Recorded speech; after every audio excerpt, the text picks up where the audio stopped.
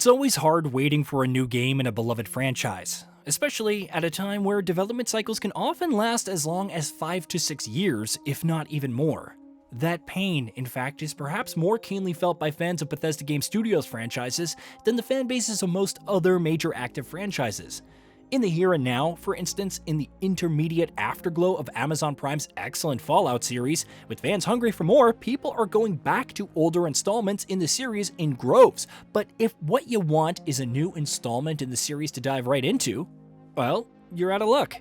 The same is true of The Elder Scrolls, a series that isn't going to see its next game for several years yet. A 5 to 6 year wait between installments would feel like a long time for any franchise. But where these two are concerned, the wait is far, far longer. Fallout, for instance, has already gone nearly a decade without a new mainline release, with Fallout 4 having launched 9 years ago in 2015. 2018 brought us Fallout 76, which was not only a spin-off, but at launch, also an unmitigated disaster, and though subsequently years have seen the multiplayer game turn its fortunes around in remarkable fashion, it doesn't quite scratch the same itch as a new numbered entry in the series. Goodbye! Aloha! Ciao! Arrivederci! Au revoir! Auf Wiedersehen! Vaya con Dios! Buen viaje! And when you think about it, we're probably not even at the halfway point on the road to Fallout 5. Last year, The Elder Scrolls VI finally entered full production, but only after the fantasy RPG is out the door will Bethesda turn its attention to its post-apocalyptic franchise.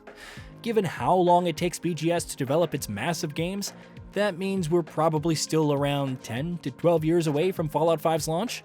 That's anywhere between 2034 and 2036, so stupidly far away in the future that it feels ridiculous to even think about. For all practical purposes, Fallout 5 is not a thing that exists, and won't be for a long, long time yet.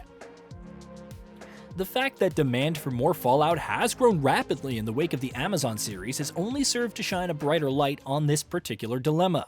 Yes, Fallout 4's next-gen update will be arriving for PS5 and Xbox Series X and S imminently, and that's likely going to bring another boost in sales for the game, to add to the already impressive resurgence it is currently enjoying. But a free update feels like a wet band-aid, if that, in the wider context. With The Elder Scrolls, even though there's no TV show flaring up renewed interest in the franchise, the situation is no less frustrating.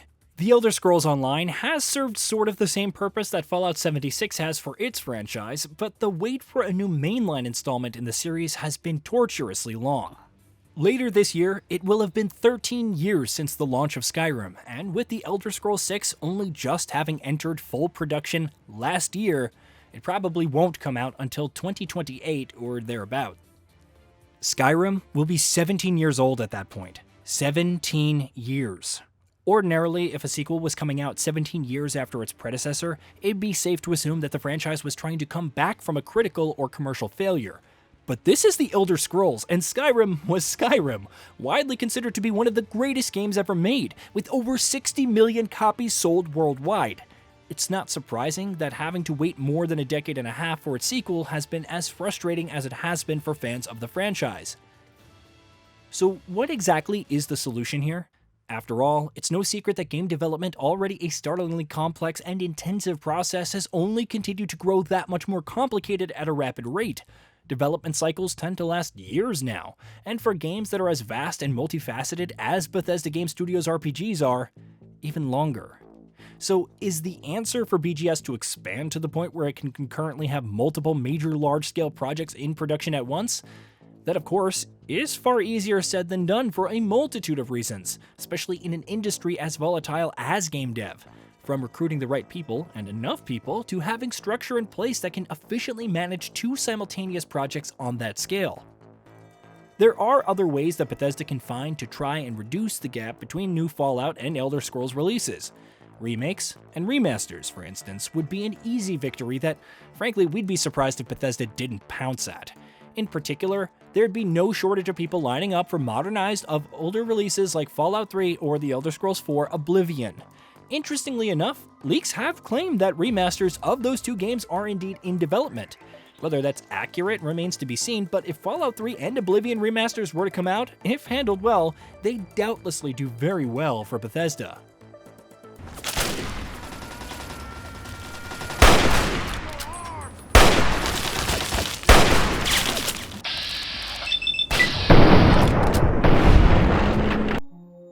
Another solution, one that's perhaps likely to be even more popular among fans than remasters or remakes, is spin-offs and smaller installments developed by external partners. Bethesda Game Studios clearly has its hands full with the things that it's got on its plate as it is, so seeing as there simply isn't any room in the schedule to fit in, why not look to a smaller scale Fallout game in the next few years instead?